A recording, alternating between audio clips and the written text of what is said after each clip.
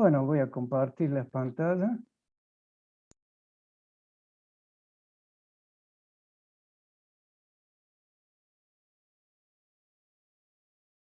Y bueno, voy a pasar este PowerPoint, que ya lo habíamos visto los otros días, ¿no?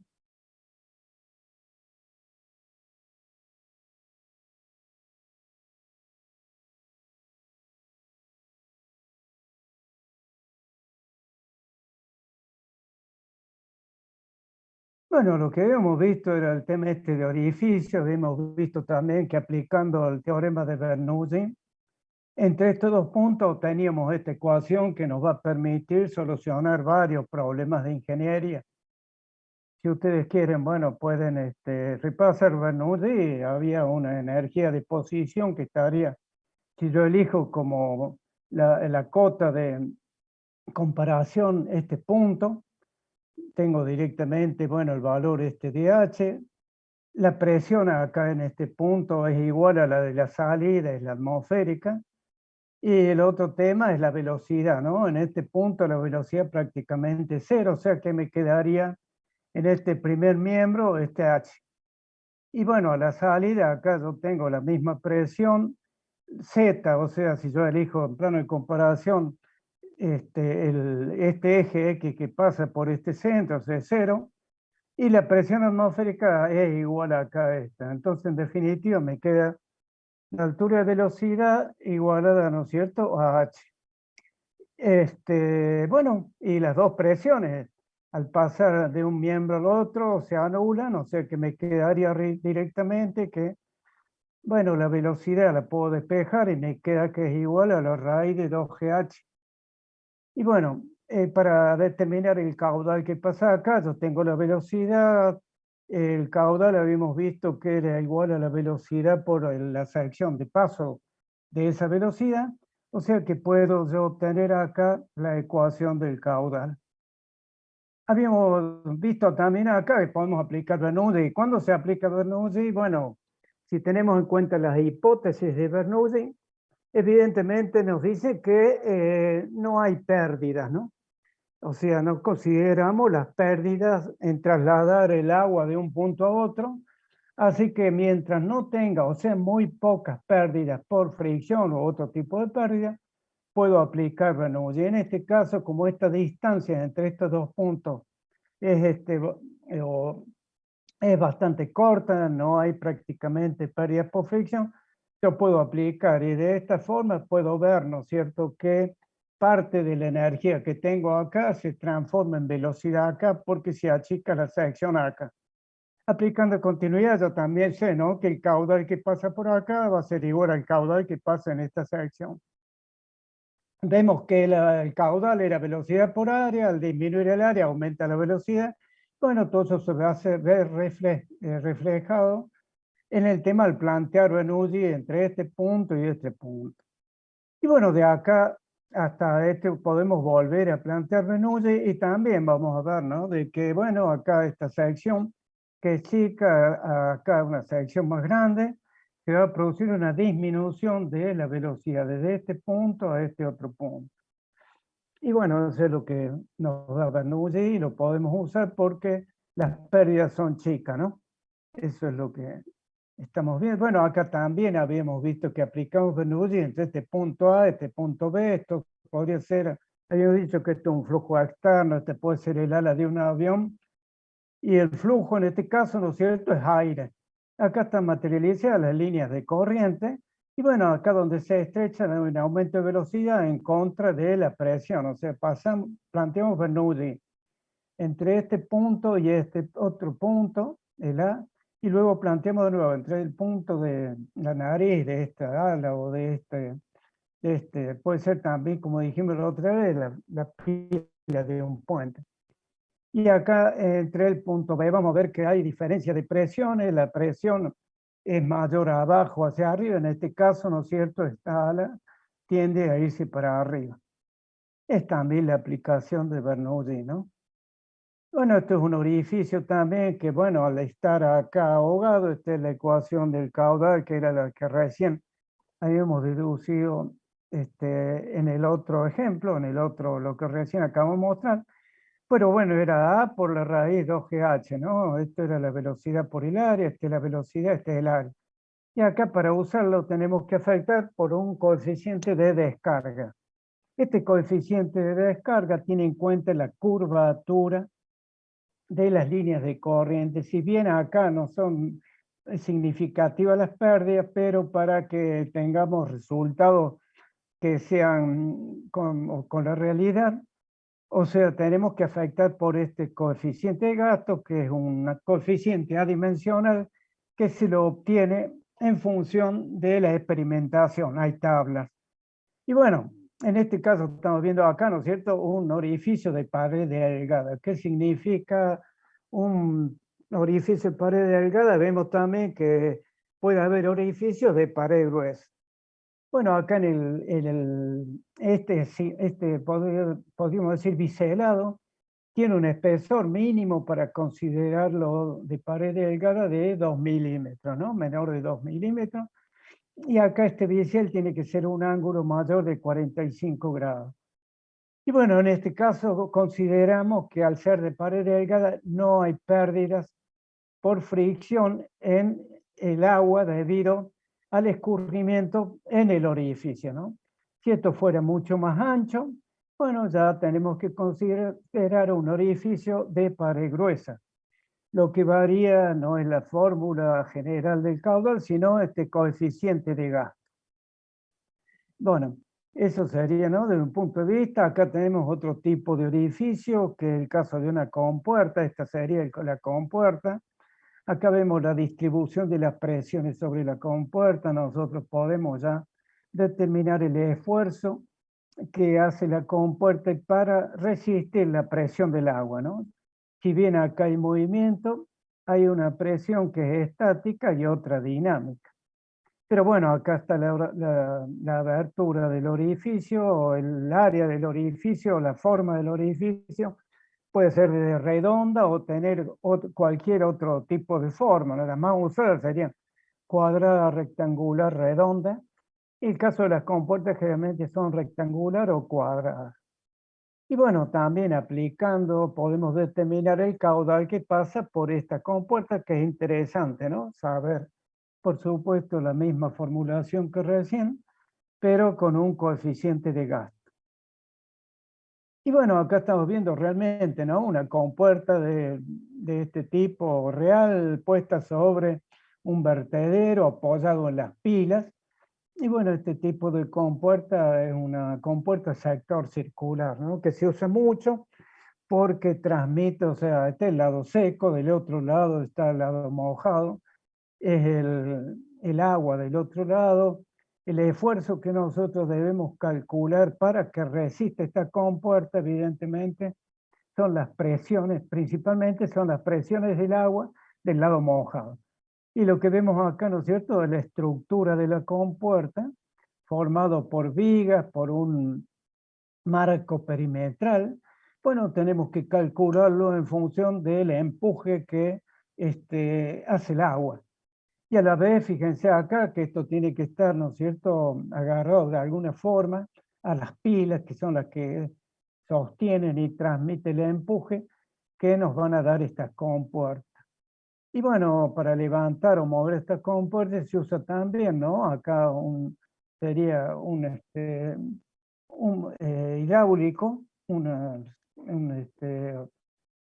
cilindro hidráulico, que bueno, que también, fíjense que con el principio de Pascal, Pascal, bueno, tiene que ver con la estática, ¿no? Acá hay una cierta presión que transmitida por el hidráulico va a actuar sobre un cilindro. Ese cilindro va a provocar, ¿no es cierto?, tiene un determinado diámetro, va a tener una cierta fuerza, que bueno, de acuerdo a yo como haga entrar ese líquido de un lado o del otro del cilindro, va a producir que se levante o se baje la compuerta, ¿no? Eso sería rasgos generales lo que... Bueno, fíjense, acá estaría materializado, ¿no es cierto?, el sector, la forma de la compuerta es circular. La aplicación del tema sería de presiones sobre superficies curvas. Habíamos visto que este empuje, o sea, la fuerza que produce el agua, se le llama empuje. Y va, Ingeniero, sí, lo molesto. Ahí sí, avisan que han quedado más chicos en la sala de espera. Vuelva a hacer lo mismo, vuelva a ver en participa. participantes y vuelva a ponerle admitir a todos. Han A ver, entrado más tarde. bueno, acá estamos, admitir todo. Esperamos un ratito.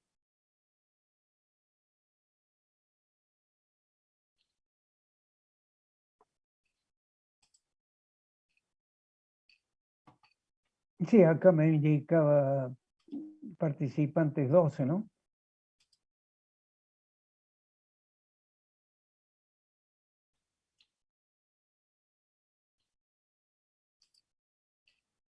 Buenas noches. Buenas tardes, ¿cómo le va? Todavía no, es de noche.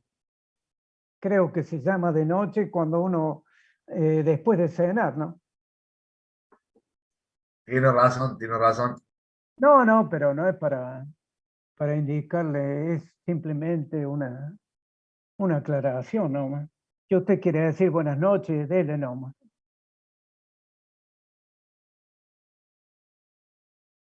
Bueno, para los que recién, bueno, si hay más gente, me avisan y lo hacemos entrar, ¿no?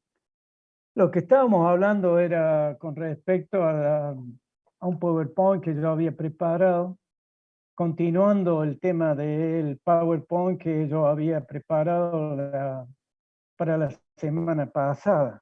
Lo que estamos viendo ahora es el tema, ¿no? De la compuerta esta tipo sector, que se aplica el tema para determinar los esfuerzos que tiene que resistir la estructura de la compuerta, el esfuerzo por el cual yo tengo que dimensionar estos hidráulicos para levantar o bajar la compuerta, o acá el apoyo, ¿no? El apoyo de esto se va a mover sobre unas guías. Esas guías tendrán que tener, ¿no es cierto?, un rulemán, una rueda, para disminuir la fricción.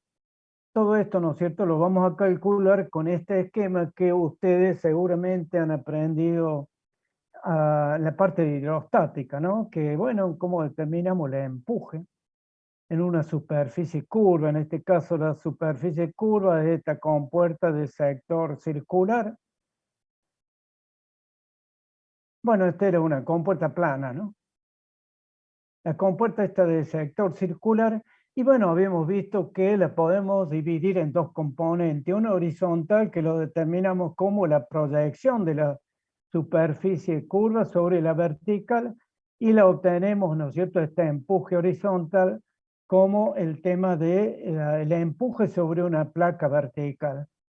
Y la otra componente es la componente vertical, que es el peso del agua que está por encima de la superficie de la compuerta con el pelo libre. O sea, lo que nosotros debemos determinar es esta superficie, que generalmente se calculan por metro de ancho, ¿no?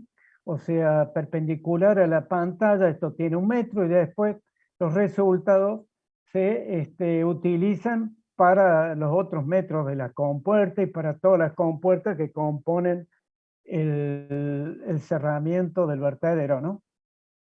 Bueno, como les decía, yo tengo que determinar esta superficie, multiplicar por el metro, o por el metro de ancho y por el gamma del agua, ¿no? Que ese sería el peso propio del volumen de agua que pasa por encima de la compuerta hasta el nivel del agua. Y bueno, una vez que tengo el FB, el FH, lo tengo que componer y sacar el ángulo que forma. O sea, los empujes siempre van a ser normales a la superficie donde actúa. Entonces, en este caso, yo sé que va a ser normal y bueno, va a formar un cierto ángulo con el centro de giro. Y bueno, yo puedo determinar ese ángulo como la tangente del ángulo dividiendo el FB sobre el FH, voy a obtener ese ángulo y luego voy a dibujar o voy a determinar el empuje y luego lo descompondré a ese empuje en dirección, ¿no es cierto?, de de esta viga, que es la que sostiene, la distribución del empuje es la hidrostática, o sea, es triangular, y voy a calcular cuánto es lo que soporta, o tiene que soportar las vigas transversales y las verticales. Y a su vez cuánto es lo que se transmite acá a las vigas de apoyo, y voy a dimensionar los hidráulicos que van a levantar o bajar la compuerta. Bueno, esto sería, ¿no?, una aplicación directa de hidrostática. Bueno, acá estamos viendo varios vanos con varias de estas compuertas. Bueno, por acá abajo está saliendo el agua, ¿no? Por supuesto, todo esto es un cálculo de hormigón, los muertos, el apoyo de este tipo de viga, los hidráulicos, bueno, todo eso hacemos los ingenieros, ¿no? Ustedes lo van a hacer. Acá está una vista de la salida del agua, ¿no? Por abajo de la abertura de la compuerta. Bueno, fíjense acá, ¿no? Este tipo de compuerta que tiene acá una forma exclusiva que a su vez puede tener distintos ángulos, va a tener, ¿no es cierto?, distintos valores de este coeficiente de gasto, ¿no? Y está dado en función de la abertura con respecto a la carga. Carga es la energía que tiene el agua, o sea, en este caso sería la altura del nivel del embalse.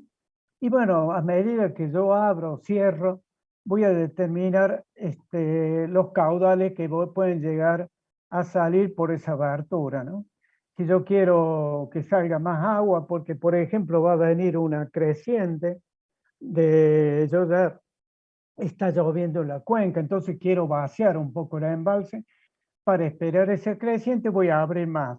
Y bueno, voy a tener que, en función de esta abertura, que es el ancho B, y la carga, la altura del embalse, voy a determinar, y el ángulo que tenga, ¿no?, la compuerta con respecto a la horizontal, voy a determinar el coeficiente de gasto.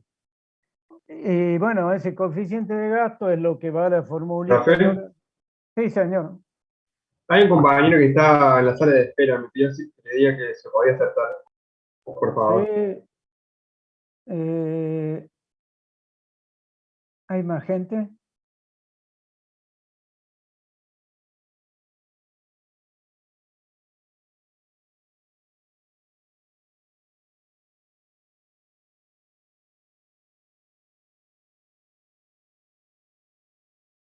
No sé si ya lo dejé pasar ya. Invítalo. No, todavía no entró. Acá no me está habilitando para participantes, dice que hay 12. Y la sala de espera no me está, a ver.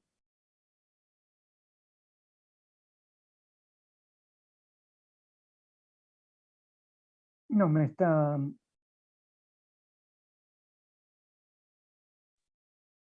Si no le figura nadie en la sala de espera, porque se debe haber ido, ingeniero. No.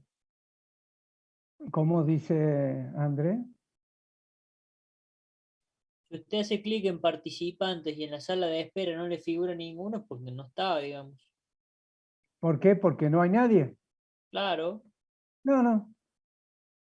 No me figura nadie, por eso no. Sala de espera 1 nomás me dice. Bueno, ese admítalo.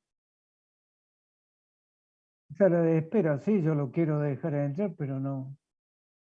Mensaje.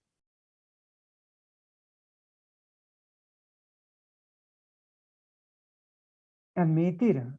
Alejandro Gaira, invitado, sí. ¿Pudo entrar Alejandro?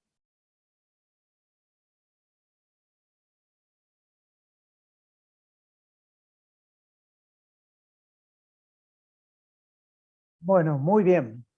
Bueno, siguiendo con el tema, ¿no?, de este tipo de información, que es obtener el coeficiente de gasto, para cada tipo de compuerta hay ya, es un ejemplo para este tipo de compuerta, pero para compuertas planas hay mucha sobre bibliografía, porque resulta que la hidráulica, antes de este tema de la aparición o la facilidad que uno tiene hoy en día para tener una computadora era prácticamente toda experimental, llena de ábacos, tablas, reglas de cálculo. Y bueno, por eso todavía seguimos utilizando esos coeficientes que en definitiva representa la diferencia que hay entre la parte teórica y la de aplicación. O sea que en definitiva el coeficiente de gasto en este caso está dado por el tipo de compuerta y la relación de la carga, o sea, en este caso puede ser la altura de un embalse con la abertura de la compuerta y en función de la sección, ¿no? Esta es una sección rectangular. Bueno, eso que, bueno, acá hay otro tipo de compuerta, está directamente, es una compuerta tipo tablero que se mueve en 2 guías y regula la entrada a un canal. También cuando yo la bajo o la subo voy a dejar o no salir el agua. Habíamos visto que esta era la presa del San Roque, ¿no? Lo que habíamos visto acá era de que existen 2 descargadores de fondo y estamos usando una sola compuerta. Esa compuerta se baja a través de las guías estas que están acá, y van a tapar seguramente una o las dos, una de cada, o sea, una de cada dos descargadores de fondo, ¿no? Y bueno, me parece que eso es un error porque acá se imaginan para cuándo voy a usar esta compuerta. Suponemos que se nos rompe una de las válvulas que está aguas abajo del conducto de los cargadores de fondo, la quiere arreglar.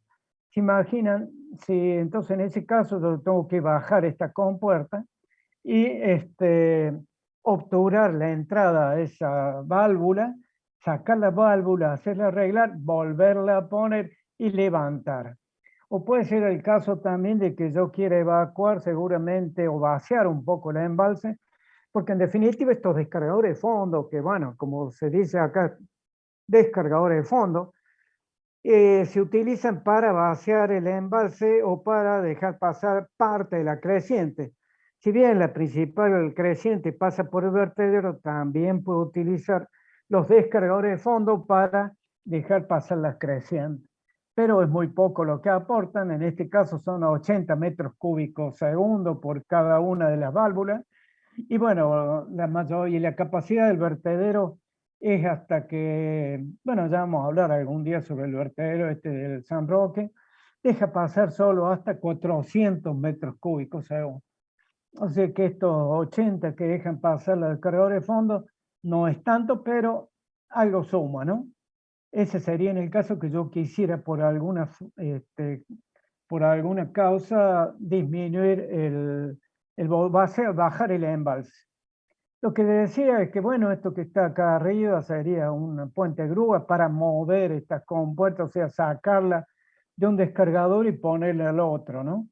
En el caso de apuro, de que yo tenga que, se imagina, sacar, mover, tengo una sola compuerta, ¿no? Para un embalse tan importante como este, yo creo que haría falta otra más, o sea, que cada descargador tuviese su propia compuerta. En esa parte. Bueno, esto habíamos hablado con respecto a las compuertas de Río Cuarto. Los azules de Río Cuarto eran inflables. La ventaja es que dejan pasar la creciente, ¿no? Y dejan pasar el sedimento cuando viene una creciente. También otro sector, se ven las guías acá en la cual se mueve esta compuerta. También es una compuerta de tipo de sector.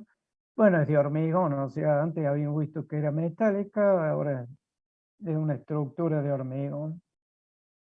Esta también era una compuerta, esto está en forma vertical, por acá bajo un cilindro que obstruye un conducto que pasa en el fondo de este conducto y obstruye ese conducto descargador, ¿no? Esto sería vertical, el descargador es horizontal, por acá baja ese cilindro y obstruye y cierra el descargador en este caso es de embalse Río Tercero, ¿no? Otro tipo también tenemos que calcular el empuje que tiene que soportar esta estructura a través del empuje del agua, ¿no? Bueno, esta era cruz del eje, visto desde aguas abajo, está compuesto por 6 vanos, esta es la parte del vertedero, hay un vertedero fijo, que está acá hacia ambos costados, o sea, tiene un umbral fijo, y este umbral móvil, ¿no? Que está regulado por estas compuertas también del tipo sector, algo vimos los otros días, pero bueno, acá dale completo el tema. El objetivo de que sea regulable, bueno, yo puedo vaciar o puedo cerrar los vanos, porque como les digo, uno puede saber a qué altura va a llegar el embalse o qué volumen va a traer una creciente a medida que va lloviendo. Entonces yo puedo esperar esa creciente a una determinada cota, ¿no? Y bueno, también sirve esto como para dejar correr el agua por este tema de ambiental, ¿no? De que no puedo cerrar prácticamente un cauce por más que yo ponga una presa, o sea, tengo que siempre dejar pasar algo de agua por el tema de la biodiversidad, ¿no? Tiene que ver el ambiente. O sea, toda la biodiversidad que existe hacia agua abajo, yo no lo puedo matar, ¿no? Bueno, acá se ve más cerca el tema de las compuertas, también era sector, habíamos visto que estaba el puente grúa, que el objetivo era cuando se rompen estas compuertas, obturar no todos los vanos, porque no me alcanzan las tabletacas. Tabletacas son compuertas moduladas, generalmente de tipo recto, que las tengo que poner hacia aguas arriba, para que estando el embalse con agua y por encima de la cota de las compuertas, no se vaya, ¿no? Entonces poder sacar la compuerta, hacer mantenimiento, cambiarla una por una, ¿no? Y bueno, de esa forma voy a hacer el mantenimiento de esta parte mecánica. ¿Qué era lo que hemos visto? Bueno, acá estamos viendo el apoyo de la compuerta sobre estos muertos. Todo eso tengo que determinar en función del empuje y la fuerza que actúa para dimensionar esto, ¿no? Acá también vemos este hidráulico que también tengo que dimensionar en función de la fuerza vertical que tiene que tener para poder yo levantar o bajar la compuerta. Este era el puente grúa. Habíamos visto que, bueno, estas son las tablas de estaca, que la estoy moviendo con el puente grúa y voy a obturar una de las compuertas hacia agua arriba. Acá hay guías que estamos viendo acá. Bueno, estos bajan por guía, todos estos ensambles, cuando baja el puente grúa, tiene que llegar, acá tiene unas pinzas que tienen que coincidir con las argollas que tienen estas tabletacas para poder levantar o bajar, ¿no? Como así también acá están las ruedas, estas ruedas que son las que van a tener que apoyar en las guías, son las que disminuyen la fricción entre la compuerta, en este caso estas ataguías se les llama, con respecto al riel, ¿no? A las guías que están para bajarla. Bueno, acá está baja ya ya está cerrado el vano. Lo que vemos acá es el agua arriba de la compuerta. Esto habíamos visto que estas tablas de estaca ensamblan una con una. Generalmente el ancho o el alto era 1 metro, son 4. Bueno, fíjense acá la altura del embalse. Y bueno, habíamos visto también que era mucho más fácil mover la compuerta esta cuando tengo las dos presiones iguales al mismo lado. Por eso están estas válvulas, ¿no? Esta era la válvula. Yo abro la válvula, o sea, una vez cuando yo obturé el vano, saqué la compuerta, la arreglé, le hice algún tipo de manutención, y bueno, la vuelvo a poner, estaría en ese estado. Vemos que acá hay un hueco entre la compuerta y la tabla de estaca. Para levantar la tabla de estaca tengo que llenar y llegar al mismo nivel estático del agua de este hueco, podría decir. Abro estas válvulas que tienen la tabla de estaca. Y de esa forma después la levanto, ¿no?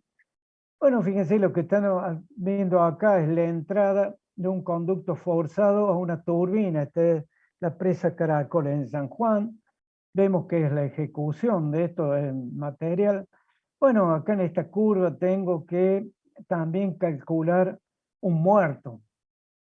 Habíamos visto que estos cambios de dirección a través de la ecuación de conservación de cantidad de movimiento produce también un empuje, ¿no? Ese empuje es lo que yo tengo que vencer para que el conducto no se salga de esta ubicación.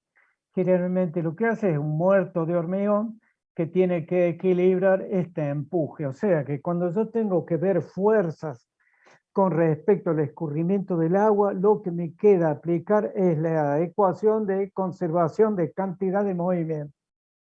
Esto es un volumen importante, un diámetro importante, la masa de agua que lleva acá es importante. Acá sí tengo que realmente calcular ese empuje, ¿no? Y materializarlo ya sea por anclaje o por muertos de hormigón anclado. Ya se ve, eso también resolvemos, ¿no? Los ingenieros. Bueno, este aprovechamiento hidroeléctrico vamos a ver con respecto a este tema, que ya que vemos un poco la ecuación de energía. Y bueno, vemos acá el aprovechamiento sobre el río Tercero, ¿no? Fíjense en acá, hay varios embalses.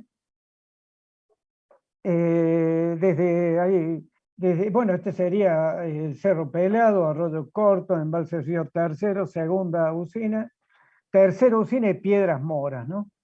Fíjense qué importante, acá escurre un caudal a lo largo de todo el río Tercero, el río Talamochita, y bueno, prácticamente está todo aprovechado. ¿Qué quiere decir esto? Bueno, si yo quiero determinar, bueno, qué potencia o qué energía puede generar un curso de agua. ¿Qué es en definitiva energía? Energía es la capacidad de realizar trabajo. ¿Y qué es trabajo? Y bueno, es fuerza por distancia. Una fuerza y una distancia están involucradas en el tema trabajo, en el tema energía. Y bueno, fíjense, ¿no? Que yo tengo acá esta agua que está acá y va a llegar acá abajo. Y bueno, eso tiene, ¿no?, una energía potencial, la cantidad de agua. Y bueno, en definitiva, para sacar, ¿no es cierto?, este valor de la potencia. Potencia es trabajo por unidad de tiempo, ¿no? En definitiva, fíjese que yo tengo un peso de agua que se va a mover a una cierta altura. En definitiva, el trabajo que va a realizar el agua que yo voy a aprovechar a través de la turbina va a ser mover ese peso por una distancia. Y bueno, la distancia, ¿cuál es? Es la diferencia de cota desde este punto hasta este punto que está acá. En este caso, acá dice la cota es de 876 metros, y acá en Piedras Moras, la salida de la turbina, es de más o menos, serían 542 menos 40 metros, sería prácticamente 500 metros. O sea que fíjense que yo tengo un desnivel entre este punto y este punto que está a la altura del agua, serían 376 metros, ¿no? Y bueno, esa sería la altura o la distancia que yo tengo que mover el agua en vertical, por supuesto. Y lo otro tema es la fuerza. ¿Qué fuerza es la que tengo que tener acá? Bueno, fíjense que es el peso del agua. O sea que es el peso específico del agua por un volumen. Y bueno, ese volumen lo puedo materializar yo a través del caudal del río. Que fíjense que el caudal, ¿qué sería? ¿En qué dimensiones está? Y bueno, el caudal es un volumen por unidad de tiempo, o sea que está en metros cúbicos por segundo, y yo eso lo multiplico por el peso específico, me da peso por unidad de tiempo que yo voy a transportar, ¿no es cierto?, desde acá arriba hasta acá abajo. O sea que la potencia de este curso de agua sería igual al caudal multiplicado por el peso específico por la diferencia de nivel. Es bastante grande. Para yo poder materializar o aprovechar esta energía que tiene un curso de agua, bueno, yo tuve que hacer esta serie de embalses, ¿no? Son 1, 2, 3, 4, 5, son 6 embalses. Cada uno tiene sus turbinas. Y bueno, para calcular este caudal, ¿qué caudal es el que yo tengo que poner acá? Un máximo, un mínimo. Y bueno, en definitiva puedo usar el módulo. ¿Qué es el módulo de un río? Y bueno, el módulo del río sería el promedio de los caudales a lo largo del tiempo, o sea, a través de un año, teniendo en cuenta varios años. En este caso, El caudal más o menos de este río es del orden de los 30 metros cúbicos según. Y bueno, en función de los vasos que existan en la topografía del cauce del río, voy a dimensionar estos embalses, ¿no? Y en definitiva, yo voy a hacer pasar, ¿no es cierto?, el agua de acá arriba por este embalse, por este otro, hasta que llega acá. Y cada uno de estos tiene su turbina. O sea que yo voy a aprovechar este caudal del río por prácticamente toda la altura, estos 300 metros que había definido al comienzo. Bueno, es mucha energía. Y bueno, es la energía hidroeléctrica, ¿no? Pero fíjense que este sistema, este aprovechamiento tiene una particularidad. Fíjense acá este embalse de Cerro Pelado, seguramente, bueno, está acá en Córdoba, seguramente algunos de ustedes los han escuchado, ¿no? Tiene la particularidad de que las turbinas, en este caso, están en una central, en una caverna. Están acá metidas, ¿no? En una caverna. Y fíjense que aguas abajo sale, ¿no es cierto? Lo que pasa por esta caverna, sale y las embalsa esta central, ¿no? El compensador se le llama, la presa compensadora de Arroyo Corto. Está inmediatamente agua abajo de la del Cerro Pelado. Tiene la particularidad, ¿no?, de que, fíjense, que estas turbinas yo puedo hacerlas trabajar como bomba, o sea que en algún momento el agua que bajó por acá, yo la puedo volver a subir acá arriba. Y bueno, ¿qué ventaja tendría yo? Y bueno, tener un mayor rendimiento de este aprovechamiento, ¿no? ¿Por qué? Porque fíjense que este sistema hidroeléctrico del embalse del río Tercero está conectado al sistema interconectado nacional. Y bueno, fíjense que dentro de este sistema interconectado nacional están también las centrales térmicas y las centrales nucleares. Y bueno, ¿cuándo voy a hacer trabajar estas turbinas como bombas? Cuando en ese sistema sobra energía, yo puedo conectar esta turbina al revés, teóricamente, y hacerla trabajar como bomba. Y de nuevo voy a subir lo que turbinó de día, seguramente, subirlas para volver a hacerlas turbinar al otro día. O sea que yo no he gastado de agua. Fíjense lo que pasa si no turbina si no hago trabajar, ¿no es cierto?, como bomba estas turbinas, van a ir directamente bajando, está bien, van a pasar por todas las otras turbinas y llegarán acá al final y seguirán por el río Tercero, ¿no? El río Talamochica. Y bueno, hacia Villa María, bueno, y después, bueno, seguiría, ¿no es cierto?, el caso del Paraná. Pero bueno, esa sería una forma de aprovechamiento. Lo que yo quiero resaltar acá es la importancia de esta central en caverna, ¿no? Y se hace de esta forma para poder usar las turbinas como bomba. Bueno, esta sería la presa, ¿no? En sí es una presa del tipo gravedad de materiales sueltos, que bueno, se le denomina así Cerro Pelado, ¿no? Acá hay un esquema.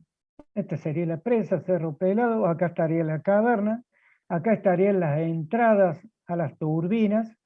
Para poder entrar a la caverna tengo un túnel hecho acá de 1500 metros para poder entrar, ¿no?, acá a esta caverna. ¿Para qué quiero entrar a las cavernas? Bueno, para instalar las turbinas, para llevar a la gente, para sacar las turbinas en caso necesario. O sea que todo esto funciona como si fuera una sala de máquinas. Generalmente se hacen arriba, se hacen al aire, como quien dice, o sea, se hacen en la presa. Pero acá se hacen cavernas, por eso tuvieron que hacer este túnel, ¿no? Y bueno, esto está conectado acá a ser operado, los descargadores de fondo serían esto que está acá, que se comunican. Fue una obra de desvío que se aprovecha después como descargador de fondo, obra de desvío en la ejecución de la presa en sí. Y bueno, esto es un esquema, ¿no? Acá una cámara de oscilación. Bueno, en la construcción, fíjense en la caverna en sí, que tiene dimensiones de 30 por 30 de alto por 50 de largo, ¿no? Acá están haciendo todas las vigas de hormigón para poner este puente grúa, y acá abajo ya está puesto, ¿no?, uno de los rotores de la turbina. Para ver un poco números, ¿no es cierto? Acá, la capacidad instalada, en este caso en Cerro Pelado, son de 500, o sea, perdón, son el orden de los 650, acá dice 750 megavatios, ¿no? Para tener una idea de comparación, una central nuclear también tiene el orden de esa potencia instalada. Esa es la máxima potencia que puede generar andando las tres máquinas, o sea, las tres turbinas con el mayor caudal, ¿no? La ventaja de una presa o de un aprovechamiento hidroeléctrico con respecto a las otras, o sea, la térmica y a la nuclear, es que yo voy a poder, abriendo o cerrando teóricamente una válvula, la pongo en funcionamiento en 5, en 10 minutos. En cambio, una de las otras centrales, la térmica o la nuclear, yo no la puedo prender ni apagar en tan poco tiempo. Demora un tiempo en entrar en régimen. Por eso son importantes este tipo de centrales, ¿no? Aparte que son el tema importante, el tema de la contaminación. Bueno, como les decía, esta es la etapa de construcción del túnel. Acá vemos que están haciendo, ¿no?, el túnel para acceso a la caverna, este túnel de 1,5 kilómetros, ¿no?, que tuvieron que excavarlo en roca. Esto se hizo en Córdoba, con ingenieros de Córdoba. Y bueno, es una obra realmente importante, ¿no?, el tema de excavar el túnel. Bueno, fíjense la magnitud con respecto a una persona de las dimensiones del túnel. Es una obra de ingeniería, ¿no? Bueno, acá una de las visitas con alumnos a Cerro, a esta obra, que hicieron visitas, ¿no?, una vez ya construida. Y bueno, acá ya estaría, ¿no?, totalmente construida la caverna con sus, acá abajo estarían las turbinas. Para poder sacar y hacer mantenimiento de estas turbinas, tengo que sacar esta tapa, mover el puente grúa, sacar los rotores o lo que haga falta, o el generador, ¿no? En definitiva, el esquema fácil de una turbina sería el rotor que está unido a un eje, y ese eje tiene un alternador, podríamos decir, ¿no?, un generador, que bueno, eso al dar vuelta genera energía. Un esquema simplificado. Bueno, todas estas vigas, ¿no?, donde apoya este puente grúa para yo poder sacar el tema de las turbinas, todo eso se dimensiona, ¿no? Hormigón. Acá hay otra foto, ¿no? Bueno, un esquema, ¿no? Acá estaría la presa y acá estaría el tema de las turbinas. Y bueno, acá la salida al embalse de compensador de Cerro Pelado, perdón. Esto es Cerro Pelado, esto es Arroyo Corto. Y bueno, de acá, ¿no?, esto a un cierto nivel, si el agua está por encima, hago girar la turbina redes con la energía que me sobra del sistema interconectado, y voy a bombear agua de acá, del compensador, acá arriba, ¿no? Este es un esquema fácil. Bueno, este es un... Sí, señor.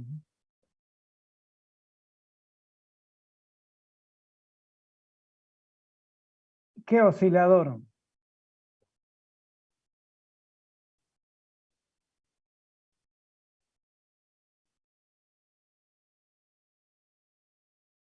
¿A dónde dice eso? No, no, es una cámara, la cámara de oscilación, dice usted. Bueno, el tema es de que hay, o sea, acá estaba, acá, esto. Esta es una cámara, ¿no?, de que, bueno, y acá se cierran y se abren válvulas. En definitiva, si yo no dimensiono bien esto, cuando viene el agua, yo cierro la válvula, la inercia que tiene va a producir una elevación del nivel en esta cámara. Si yo no la dimensiono bien, se va a volcar el agua. Y eso es lo que trato de evitar para que no se inunde ¿cómo es? La caverna. O sea que es para aguantar los movimientos de oscilación que sufre el conducto. La otra es que la otra sería, si yo no permito esto está conectado a la presión atmosférica. Va a producir sobrepresiones en el conducto, ¿no? Esos movimientos.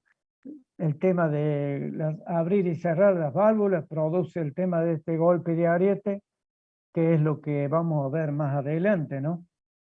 Que al cerrar y abrir cualquier válvula se produce ese tema, ¿no? Una sobrepresión, que es lo que uno trata de evitar. Que en definitiva, ya lo vamos a entender mejor cuando veamos el tema de los escurrimientos a presión, pero es un concepto que ya pueden ir viendo, ¿no? Bueno, siguiendo, bueno, acá estaba esto, ¿no? Es esto que está acá. Acá me está midiendo cuánto es lo que tiene la altura de estas oscilaciones. Acá hay un conducto que va a la presión atmosférica. Todo esto acá hay válvulas para abrir y cerrar. La misma turbina para poner en funcionamiento tiene una válvula que yo abro o la cierro, igual, ¿no es cierto? Para el tema de acá también tiene válvula. Entonces, abrir y cerrar provoca oscilaciones en el movimiento, en el conducto. Bueno, esto era el esquema, ¿no? Acá estaría el rotor de la turbina, un eje, y bueno, esto es lo que da vuelta, y arriba seguramente está este alternador, diría yo, para que sea más fácil. Y acá está el comando, ¿no? Cómo muevo yo. Esta seguramente es la central de Benjamín Riolín, que recién estaba en el aprovechamiento, ¿no?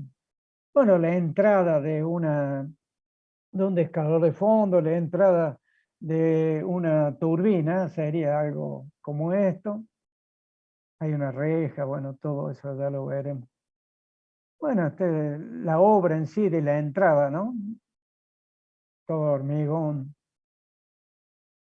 Todo hormigón, esta es la presa de Caracol en San Juan, ¿no? La entrada que tienen para las turbinas. Esta es la entrada en sí ya a la zona de la central. O sea, entra acá del embalse, se mueve por conducto. Y bueno, acá entra esto que está acá, también lo tengo que dimensionar teniendo en cuenta estas sobrepresiones que produce la apertura o el cierre de las turbinas, ¿no? Ya lo vamos a ver con el tema de las chimeneas de equilibrio, las cámaras de carga. Bueno, fíjense acá, ¿no? La aplicación de esta ecuación de conservación de cantidad de movimiento se aplica a un escurrimiento a pelo libre, ¿no? O sea, un canal, un río. Bueno, en este caso viene un escurrimiento con una gran velocidad, se produce acá el famoso resalto hidráulico y sale acá con una velocidad menor, ¿no? Acá se disipa energía, o sea, toda esta energía que viene con la entrada del resalto hidráulico sale acá aplicando la ecuación de conservación de cantidad de movimiento. Podemos determinar los tirantes que va a tener, o sea, a partir de las condiciones de entrada, la velocidad y el tirante que va a tener acá a la salida, ¿no? Una vez que yo he determinado el tema del tirante I2 a través de esta aplicación de cantidad de movimiento, con el caudal yo puedo determinar qué velocidad va a tener acá la salida. Esto se usa mucho para disipar energía, bueno, lo vamos a ver también en el tema en el tema de escurrimiento pelo libre, la segunda parte del programa. Y bueno, acá también por continuidad, velocidad por área, sabemos que el caudal entra acá y bueno, como es flujo permanente, vamos a tener acá que este es el mismo caudal, conociendo I2 con la aplicación de conservación de cantidad de movimiento, podemos determinar la velocidad de salida, ¿no? Es una aplicación. Bueno, acá es interesante, ¿no? También ver el tema de cómo este cambio de dirección va a producir acá este empuje, ¿no?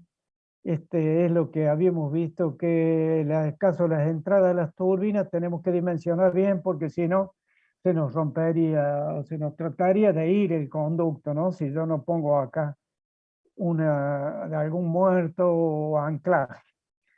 El tema es que este cambio de dirección aparece acá una fuerza de anclaje que es la que yo tengo que determinar y a través de la ecuación de conservación de cantidad de movimiento es la que va a salir, les repito, cuando yo quiera ver, relacionar fuerzas con velocidades, tengo que usar esa ecuación. Lo mismo acá, ¿no? Fíjense esto que viene un chorro y pega en esto, puede ser el ala de un rotor, ¿no? Y bueno, esto tiene acá, entra, hace cambiar la cantidad de movimiento, la dirección, y generan acá fuerza, ¿no? Si acá tuviésemos un montón de estas entradas de agua, producirían un montón de empujes situados en los álabes, ¿no? Y bueno, si yo en cada uno de estos empujes tomo momentos con respecto a un eje de giro, estoy generando una fuerza de rotor, una fuerza sería de rotación, o sea, una fuerza motora, ¿no? Un torque, una fuerza que por la distancia me estaría dando el torque, ¿no? Ese momento torsor.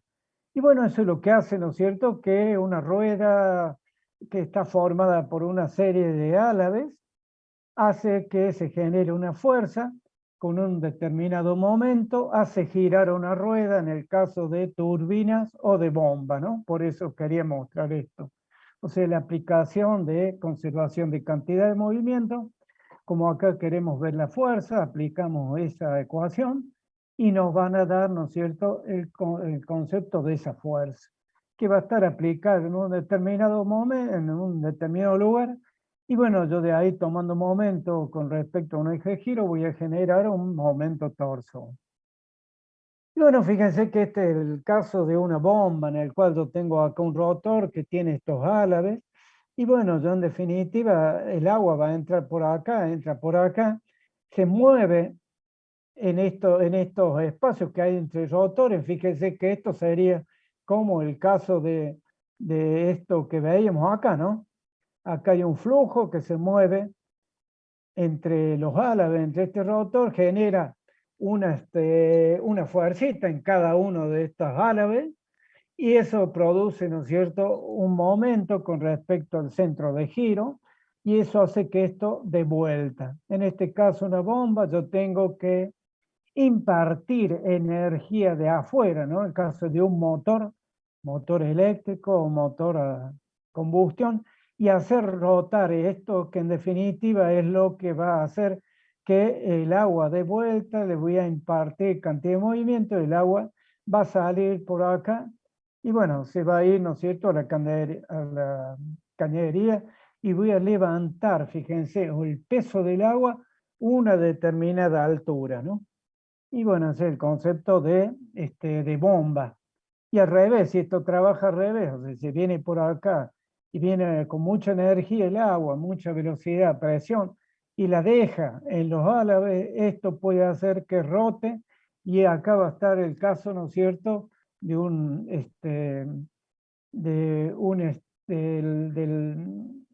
eje, el cual va a estar, va a existir con respecto a este generador y es lo que va a producir el giro de ese alternador, habíamos hecho pues bobinado, y es lo que va a generar la energía, ¿no? Ese sería el caso de las turbinas. Bueno, esta es la vista de las líneas de corriente de un rotor en el caso de una bomba. Serían, ¿no?, las líneas de corriente que se generan dentro de la carcasa de la bomba, ¿no? Bueno, todo esto en este caso va a estar a presión también. Bueno, ya vamos a ver con detalle cuando veamos tema de la teoría de turbomáquinas en el último capítulo de la materia. Y bueno, fíjense acá, ¿no? Están construyendo, este sería el álabe de una turbina del tipo Francis. Y bueno, la magnitud que tiene el rotor, ¿no?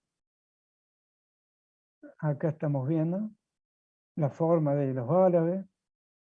Bueno, estos son los tres tipos de turbinas que se diferencian en función de la forma de la entrada del flujo y la forma de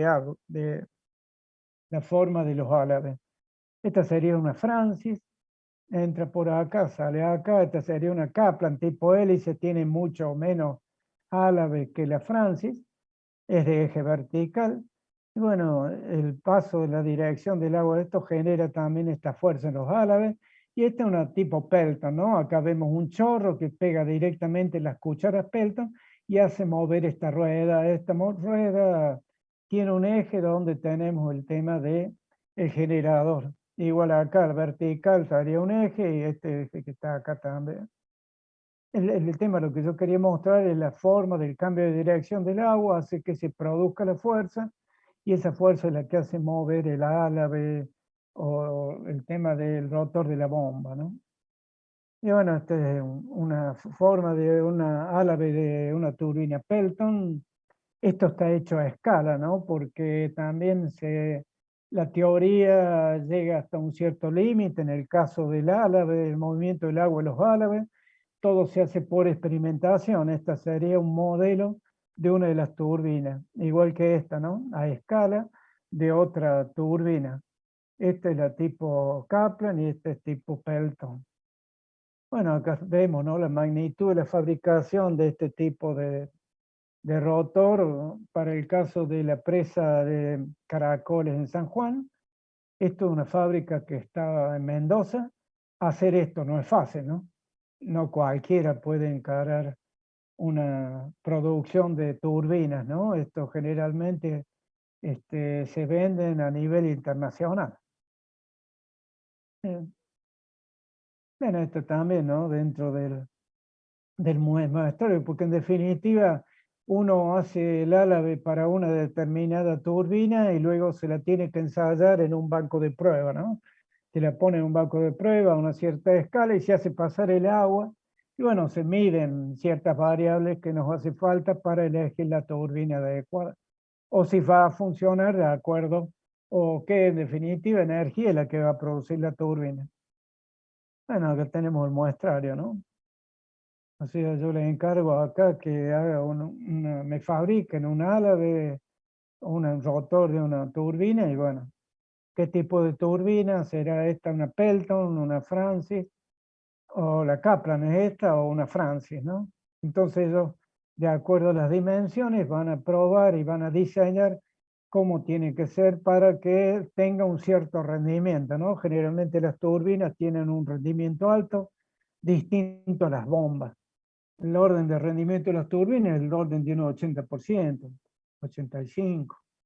Y se imaginen hacer variar 1 o 2 puntos más el tema del rendimiento, al cabo del tiempo de funcionamiento de la turbina, voy a recuperar seguramente esa energía, ese valor que me cuesta, ¿no? Voy a amortizar mucho más rápido la obra.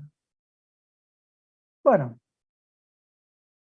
eso sería lo que yo quería para hoy, mostrarles un poco. Por supuesto, si yo planteo la ecuación de energía entre la entrada y una salida de la bomba o de una turbina, bueno, evidentemente yo tengo que considerar la de entrada, ¿no? Tipo, toda la energía externa que va a entrar acá, que estaría dada por el Z, por la presión sobre gamma, por la velocidad, tiene que ser igual a acá a la salida, pero evidentemente en el caso de una bomba, yo tengo que sumarle acá lo que yo voy a darle a través de la bomba, ¿no? O sea, para que esto sea igual, acá ya tengo mucho más energía que la que entró, porque acá está dando, o sea que si en este caso yo tendría que igualar las dos energías, tengo que sumar en este lado a la entrada toda la energía que le dio el motor a la bomba, lo que es definitiva, la bomba hidráulica es el rotor nada más, y se complementa con el motor para darle la energía de afuera. Por supuesto que hay pérdidas, hay un rendimiento, que bueno, eso hay que tenerlo en cuenta para ver realmente la energía que voy a producir o que voy a necesitar, el motor que voy a necesitar para llevar el agua desde un punto a otro, ¿no? Bueno, eso sería.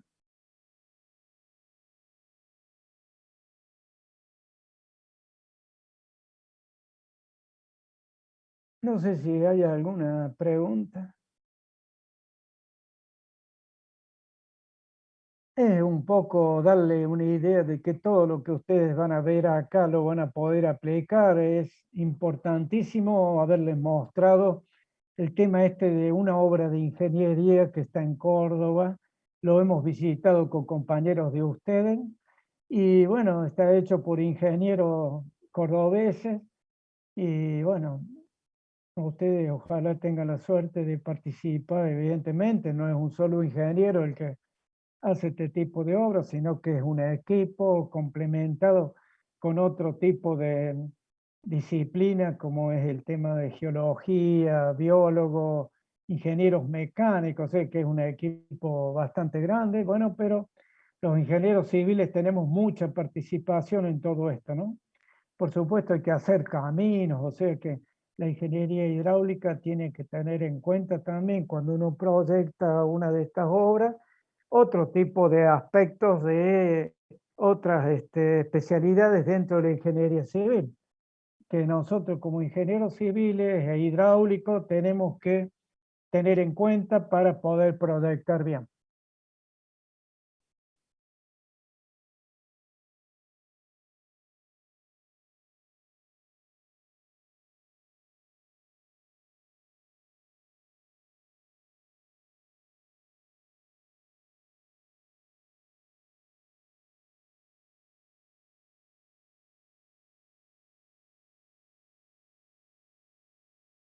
Bueno, si no hay alguna pregunta con respecto al teórico, respecto a esto, respecto al práctico, ya son 8 y 10, siempre nos pasamos un poquito, pero bueno.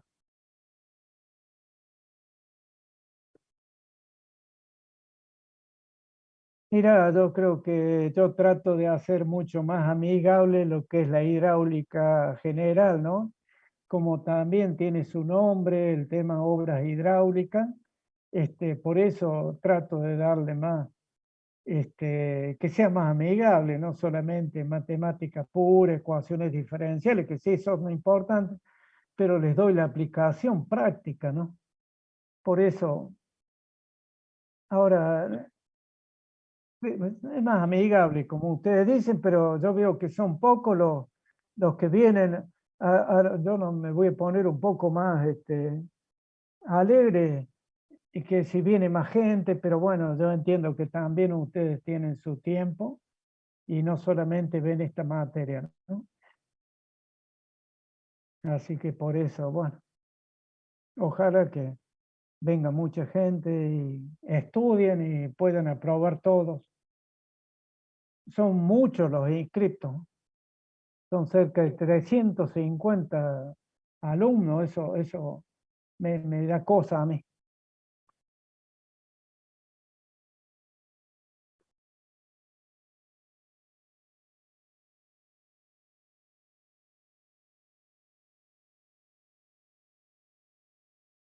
¿Cómo? Que habilitaron 5,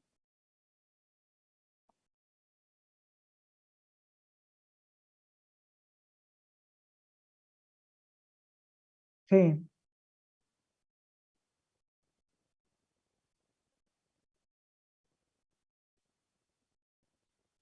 Bueno, mira, yo creo que ese es un problema administrativo, ¿no? Mientras te habiliten. El tema que vos podés agarrar en tu casa, lo que haga falta, ¿no es cierto? El tema de las obras hidráulicas hemos visto recién, de que, bueno, dimensionar el hormigón, hacer un problema de estática, sacar un momento de inercia, bueno, es estática, ¿no? Y bueno, si vos no te acordás o no lo supiste, podés estudiarlo para poder resolver nuestros problemas. Por eso pienso que ya depende de ustedes, ¿no?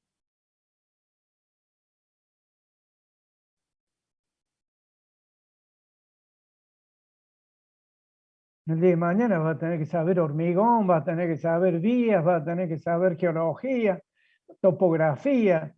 No, todo eso es parte de la ingeniería civil y le vas a aplicar seguro.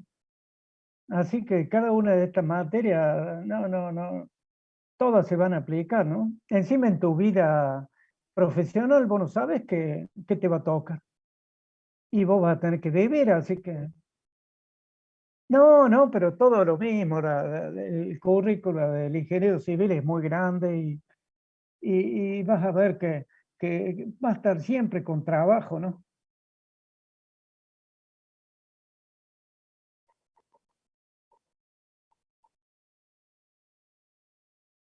Bueno, muy bien. No, si querés puedo seguir, pero no, no hay problema. Nos vemos. Muchas gracias, profesor. Nos